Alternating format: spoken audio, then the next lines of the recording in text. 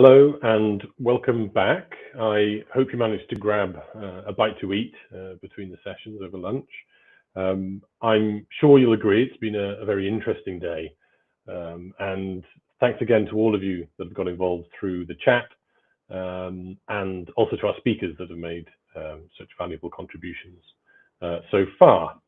Moving on now, we're honoured to have an intervention from Senator Markey, who, as you'll know, is the Senator for Massachusetts, and who has recently introduced the Children and Teens Online Privacy Protection Act, which seeks to update the Children's Online Privacy Protection Act that he in fact authored back in 1998, I believe. This intervention was recorded exclusively for today's event, and we look forward to the Senator's remarks.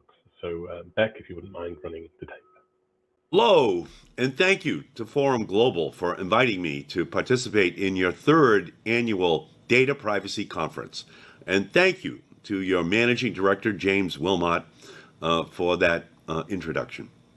Today, the Internet is a part of every facet of our lives, and the ongoing COVID-19 pandemic has only underscored what we have long known to be true, that there's a Dickensian quality to the Internet. It's the best of technology and the worst of technology simultaneously. It can enable, it can ennoble, but it can degrade, it can debase. So we have to animate technologies with our values. The big tech business model currently puts profits ahead of people. Self-regulation has failed, and these companies are out of control. It's clear that Silicon Valley behemoths cannot be trusted to do the right thing by themselves. So Congress has an obligation to rein in these powerful platforms. And the way I see it, we have to start by protecting young people. Children and teens are a uniquely vulnerable population online. In 1998, Congress enacted the Children's Online Privacy Protection Act, a law which I was the author of. And that law is still the constitution of children's privacy. But so much has changed since 1998. Today, the Internet is like oxygen for kids and teens. In 2021, when kids and teens learn, play, and communicate, they often do it online.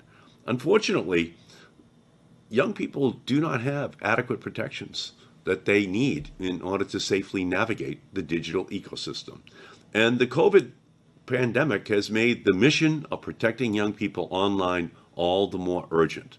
As we know, some kids have suffered from not being connected, falling on the wrong side of the homework gap.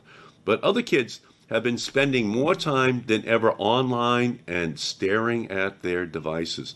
The risks to their privacy and well-being are more pressing than ever. Until we enact a new law to protect children and teens' privacy online, big tech will continue to track young people at every turn.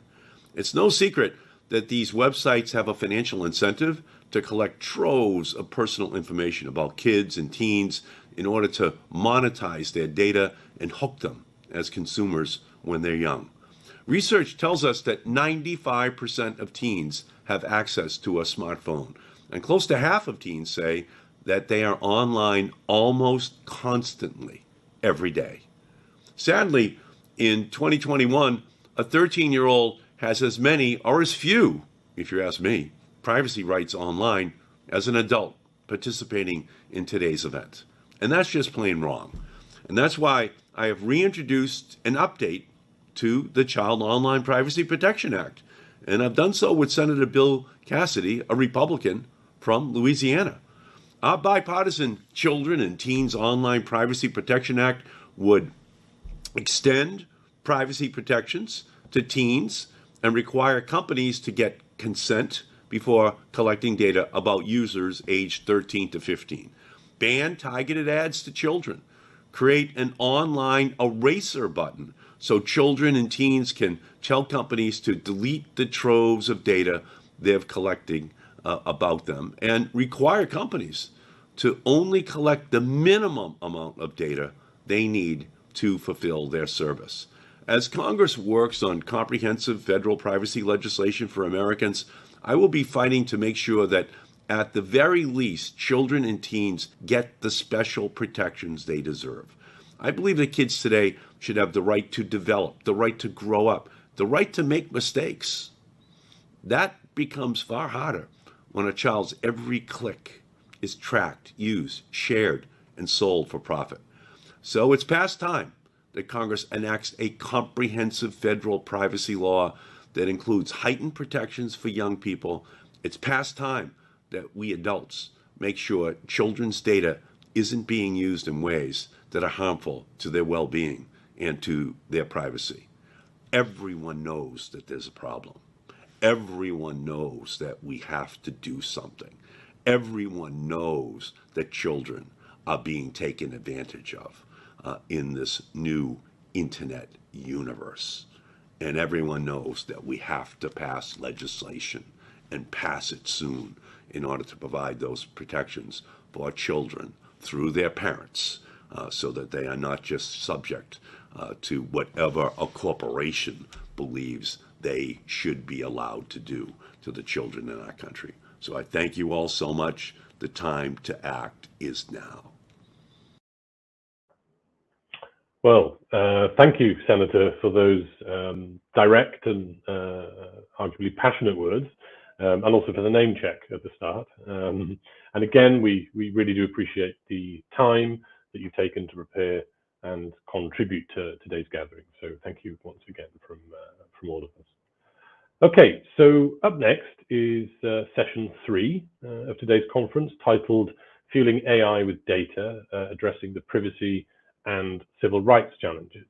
So quite a substantial discussion to come, and heavily linked with much of the discussions that we've already had so far today. That session will be starting now here on the stage, so don't go away. We'll be back shortly.